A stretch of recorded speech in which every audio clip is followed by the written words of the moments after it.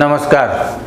आगे बढ़ते हैं। धनु लग्न में शुक्र की ही बात हो रही है, लेकिन ये आखिरी पाठ होगा। अष्टम से द्वादश भाव तक हम लोग सीखेंगे। लग्नानुसार भावाश्रय फल पढ़ा रहे हैं। अगर इसको कंप्लीट आप कर लेते हैं मीन लग्न तक, तो आप समझिए कि आपको ज्योतिष बहुत समझ में आने लगेगा। इसीलिए आप लोगों से हमेशा एक निवेदन करते हैं कि कोई भी पाठ को क्रम से पढ़िए, 1 नंबर पाठ से प्रारंभ कीजिए। ठीक है, आपके सामने यही पाठ उपस्थित है, लेकिन आप 1 नंबर से शुरू कीजिए। बिल्कुल बहुत अच्छी तरह से सजाया गया है, हर एक चैप्टर क्रम से बताया गया है, आपको बहुत लाभ होगा। चलिए आगे बढ़ते हैं। शुक्र यदि अब अष्टम स्थान में तो हो गया था, अब यदि शुक्र नवम स्थान में हो तो नवम स्थान से लेकर के हम लोगों को द्वादश स्थान तक समझना है। तो शुक्र नवम स्थान में है, तो सबसे पहले नवम में है कौन? शुक्र। कौन है शुक्र? शुभ ग्रह है। क्या देता है? तो सांसारिक सुख भोग देता है, कामनाएं देता है, प्लेजर देता है। कहाँ का स्वामित्व रखता है? काल पुरुष में। तो दूसरे और 7वें का स्वामित्व रखता है काल पुरुष में, वो सप्तम में है, वो नवम में है। वर्तमान पत्रिका में कहाँ कहाँ का स्वामित्व रखता है? तो लाभ स्थान का और छठे स्थान का स्वामित्व रखता है। तो सभी जगह से अच्छा सिर्फ ये षष्ठे शुक्र नवम में है। यहाँ कभी कभी पिता के साथ विचार न मिले और कभी कभी धर्म के कार्य आदि में विघ्न बाधा आए, इतना ही प्रॉब्लम हो सकता है। बाकी सभी चीज़ अच्छे रहेंगे, अर्थात भाग्य की वृद्धि होगी, क्योंकि वर्तमान पत्रिका में वृद्धि स्थान का स्वामित्व रखा है। पिता की भी वृद्धि होगी, पिता को भी आपके भाग्य से वृद्धि होगी। साथ में धार्मिक कार्यों में आप रुचि रखेंगे, लंबी यात्राओं में आप रुचि रखेंगे। और जब यहाँ स्थित होकर के यहाँ देखेगा, हम ये जो देखेगा जैसे ही प्रयोग करते हैं और स्थित है, तो आप लोगों को समझना है कि ये जब इसको फल देना होगा तो यही फल करेगा। और फल कब देगा? जब इसकी दशा अंतर्दशा आएगी। दशा अंतर्दशा कौन से उम्र में आ रही है, ये जानना आपके लिए जरूरी है। कई बार बोल चुके हैं, आप लोग समझते हैं। तो अब यदि ये तीसरे स्थान को देखता है, तो तीसरा स्थान कला का है, तीसरा स्थान खेलकूद का है, तीसरा स्थान नौकर चाकर का है, तीसरा स्थान छोटे भाई बहन का है, तीसरा स्थान अपने पराक्रम का है, बल का है। तो ये सभी विषयों की वृद्धि करेगा। छोटे भाई बहन होंगे, उसकी तरक्की भी होगी। हो सकता है कि आपको खेलकूद में रुचि हो, कला के क्षेत्र में रुचि हो, नृत्य गायन वादन, या कोई स्टेज परफॉर्मेंस, या आप सिनेमा में काम कर सकते हो, इलेक्ट्रॉनिक्स मीडिया में काम कर सकते हैं। आपका पराक्रम हमेशा बढ़ता रहेगा। और ऐश्वर्य देने वाला शुक्र नवम स्थान में स्थित है, तो ऐसे जातक ऐश्वर्यवान भी हो सकते हैं। लेकिन हमने कहा कि ये छठे का भी स्वामित्व रखता है, इसीलिए थोड़े सावधानी की भी जरूरत होगी। चलिए, अब शुक्र यदि दशम स्थान में हो, दशम स्थान में ट्रांजिट में शुक्र को अच्छा नहीं कहा गया, लेकिन फिर भी शुभ ग्रह है। और यहाँ पे दिग्बल शून्य भी हो जाता है, और ये प्रकाशित भाव है, इसमें इसको थोड़ा कम बल प्राप्त होता है। तो कहते हैं कितना फल करेगा? तो जितना बल होगा उतना फल करेगा। आप जितना ताकत है आप उतना ही वजन उठा सकते हैं।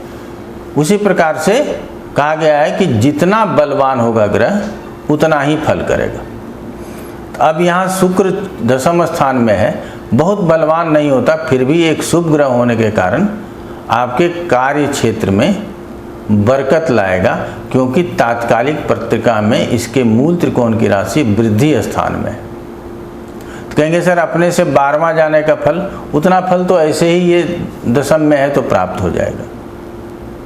नवम, दशम और एकादश स्थान में वो अगर किसी का वो 12वां स्थान है तो हम बुरा फल नहीं बताते। ठीक उसी तरह से तीसरे, चौथे और पंचम स्थान यदि किसी का 12वां स्थान है तो बहुत बुरा फल नहीं बताते। तो अब ये शुक्र यहाँ डेविलिएटेड है अर्थात नीच का है, ऐसा सबको पता चल जाएगा और सारी कहानी नीच पर जाके टिक जाएगी। लेकिन हम ऐसा नहीं कहते, बुध की राशि है, बुध मित्र है इसका, ऐसा भी सोच सकते हैं हम लोग। निगेटिव सोच करके हम ज्योतिष नहीं करते। हम हमेशा आप लोगों को भी कहते हैं कि आपका भी अप्रोच पॉजिटिव होना चाहिए और पॉजिटिव बातें ही आप लोगों को कहना चाहिए। तो यहाँ बैठ करके कार्य क्षेत्र में मन लगा करके काम करेंगे। अधिक परिश्रम करने की जरूरत होगी क्योंकि ये षष्ठेश भी है। कार्य कुशल रहेंगे, सहकर्मियों के साथ आपका व्यवहार भी अच्छा रहेगा, ये भी ठीक है। अब यहाँ से शुक्र बैठ करके चतुर्थ स्थान को देखेगा, तो ऐसे स्थिति में चतुर्थ स्थान की वृद्धि कर ले। कोई ग्रह कितना भी कमजोर हो, उसके दृष्टि में कोई दोष नहीं होता, चाहे वो शुभ ग्रह हो या अशुभ ग्रह हो। कई लोग कहेंगे ये ग्रह वक्री हो गया, गुरु वक्री हो गया, तो इसकी दृष्टि अशुभ मान ली जाए। नहीं माननी चाहिए। मंगल वक्री है तो अशुभ मान ही रहे हैं, क्यों? क्योंकि वो ऐसे ही अशुभ ग्रह है। तो यहाँ शुक्र किसी भी स्थिति में इस भाव को देखेगा तो इस भाव की वृद्धि करेगा, अर्थात भूमि, भवन, मकान, वाहन, इन सब चीज़ों का आपको सुख होगा। जीवन में सुखी रहेंगे, सांसारिक सुख भोगों की प्राप्ति होगी। कर्म अच्छा है तो सुख भी अच्छा मिलेगा। तो चलिए, ये हो गया दशम स्थान की व्याख्या। अब यदि शुक्र 11वें स्थान में हो तो ये तो इसका स्वयं का स्थान है। वर्तमान पत्रिका में तात्कालिक स्वामित्व इसको एकादश का ही है। अब यदि पूरी जानकारी ले लें तो अब यहाँ से ले लेते हैं स्वामित्व दूसरे का और सातवें का। कहाँ? काल पुरुष में। तो दूसरे से 10वां और सातवें से 5वां गया हुआ है। लग्न से एकादश है। वर्तमान पत्रिका में सिर्फ छठे से छठा है, यही एक दोष है। बाकी स्थिर कारक 7वें स्थान का है, वो भी एकादश में है। और जो भी ग्रह एकादश स्थान में जाता हो, चाहे उसकी राशि वहाँ हो या नहीं हो, उस ग्रह की वृद्धि होती है। साथ में वो जिस स्थान का स्वामित्व रखता है उस स्थान से संबंधित फलों की भी वृद्धि होती है। तो ये छठे से संबंध रखता है तो जरूरत पड़ने पर ऋण मिल जाएगा। और रोग की भी बात करेंगे और शत्रु की भी बात करेंगे। जब इतना तरक्की होगा, इतना प्रमोशन होगा, इतनी वृद्धि होगी तो रोग ऋण शत्रु होंगे ही होंगे, इसमें कहीं कोई दो राय नहीं है। तो सामाजिक कार्य करेंगे तो वहां भी प्रतिष्ठा मिलेगा। आप ऐश्वर्यवान होंगे क्योंकि आपका शुक्र एकादश स्थान में है। और एकादश स्थान से दृष्टि कहाँ जा रही है? पंचम के ऊपर। तो आप विवेकी होंगे, आपका हायर एजुकेशन बहुत अच्छा रहेगा, दूरदृष्टा होंगे। अब यहां से हम पूर्वार्जित कर्मों की बात करते हैं तो हमारे पूर्वार्जित कर्म अच्छे होंगे क्योंकि शुभ ग्रह की दृष्टि है। चलिए, अब शुक्र यदि 12वें स्थान में चला जाए तो क्या फल होगा?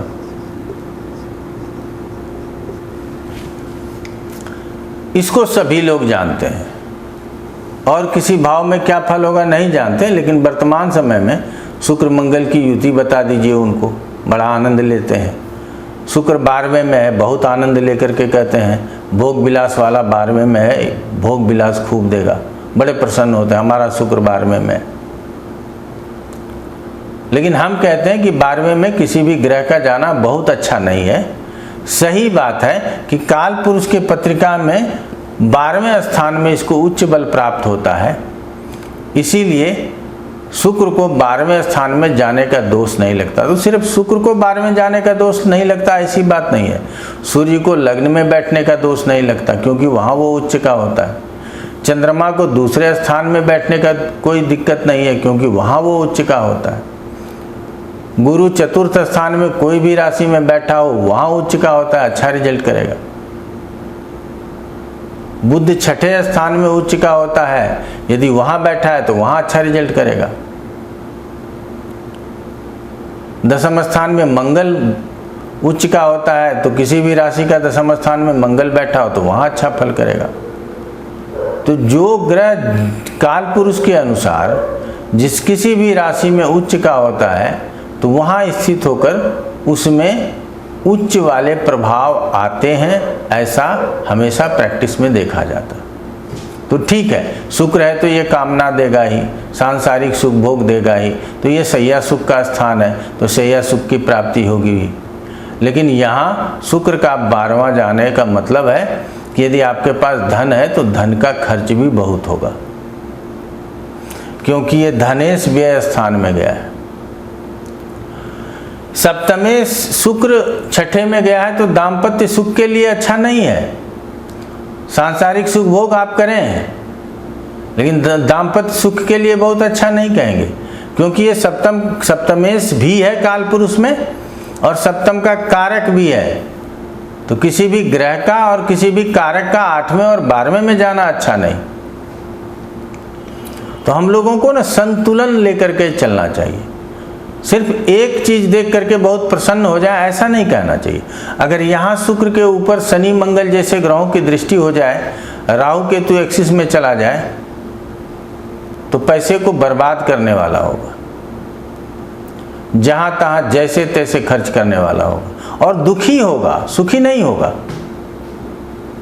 तो इसीलिए कहाँ है, किस भाव में है, किससे दृष्ट है, हमने 2 चीज बताया ना कि दृष्टि, स्वयं की दृष्टि तो छठे स्थान के ऊपर है, हम इसका फल बोल सकते हैं, लेकिन इसके ऊपर ग्रह के ऊपर किसकी दृष्टि है ये हमको अभी नहीं पता, क्योंकि हमने पूरी पत्रिका नहीं लगाई है।